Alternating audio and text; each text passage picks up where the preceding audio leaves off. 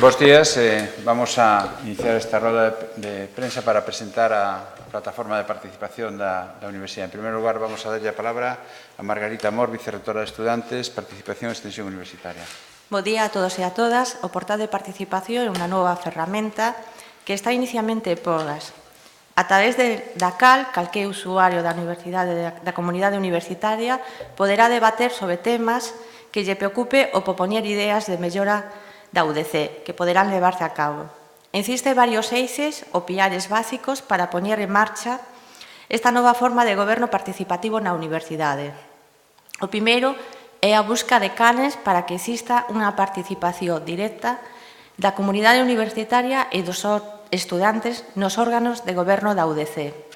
Aínda que desde a Vicerrectoría de Estudantes se trata de manter unha comunicación será cos estudantes, ao final os nosos interlocutores directos e canles de comunicación son os representantes do Consello de Goberno. Con esta nova ferramenta vimos a proporcionar unha maneira de comunicación máis próxima ao goberno da universidade. O segundo eixe é tratar de aumentar a comunicación entre os colectivos estudiantís. Existe un sentimento generalizado da necesidade de establecer unha comunicación horizontal entre os diferentes estudiantes e de diferentes centros. Finalmente, atopamos tamén a necesidade de desenvolver actividades que favoreza a participación dos estudiantes na vida da universidade.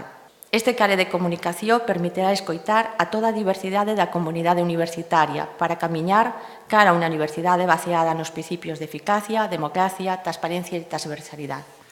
Bueno, a plataforma é moi sinxela de utilizar. Basicamente, ten dous apartados, que os debates e as propostas. Os debates pode iniciarlos calquera persoa, non ten por que ser da propia universidade, é dicir, calquer interesado en temas da universidade tamén podería iniciar un debate. En cambio, o apartado de propostas pois é só para propoñer ideas que poden ser elevadas ao Consello de Goberno ou ás propias facultades. Entón é para persoas da UDC, tanto estudantes como tamén poderían ser profesores ou PAS. Esas propostas poden ser votadas e valoradas por membros da universidade e nun futuro, en este momento, como dixo a vicerrectora, vai estar en fase de probas mentras se está elaborando un regulamento de participación. Pois nun futuro esas propostas apoiadas por unha maioría poderían ser elevadas ao Consello de Goberno ou aos equipos decanais dos centros para levarse a cabo. Tamén se pode seleccionar, se se quere, esa proposta para toda a universidade, ou se poden seleccionar tamén os centros aos que se refire a proposta correspondente. Despois as propostas, igual que os debates, se poden apoiar, se poden engadir comentarios, e as propostas a maiores se pode votar.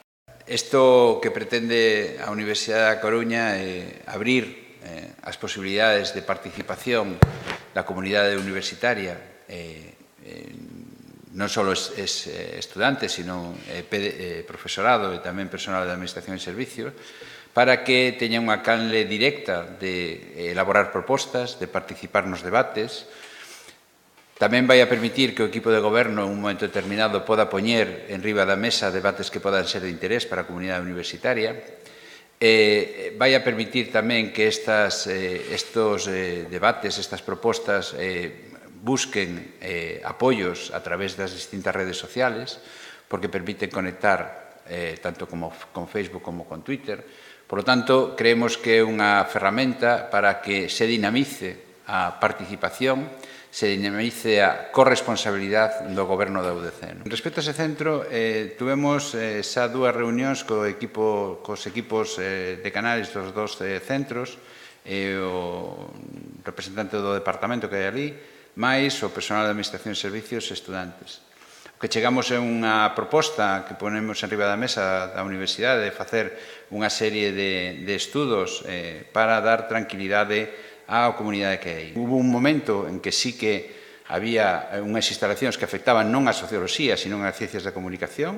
Se actuou sobre esas instalacións, fundamentalmente eran almacéns e un estudo que hai ali, se fixeron as modificacións adecuadas, se volveron a medir e xa están por debaixo dos niveles, digamos, normales que debe de ter calquer centro de traballo. Non hai ningunha razón en este momento que, digamos, faga pensar que pode ser necesario un traslado. O que sí que hai unha parte dese edificio que se vai a realizar obras para reducir todavía máis, que están por debaixo dos niveles legais, pero todavía se van a reducir máis o nivel de radón que afecta aos despachos, e mentras se realicen esas obras, a xente que está en ese despacho vai a ser desplazada. Non é porque teñamos a obrigación legal de facelo polas condicións do edificio, senón que é para facilitar a tranquilidade do persoal que hai aí. Pero non hai ningunha razón obxectiva que faga necesario facer ese tipo de cuestións.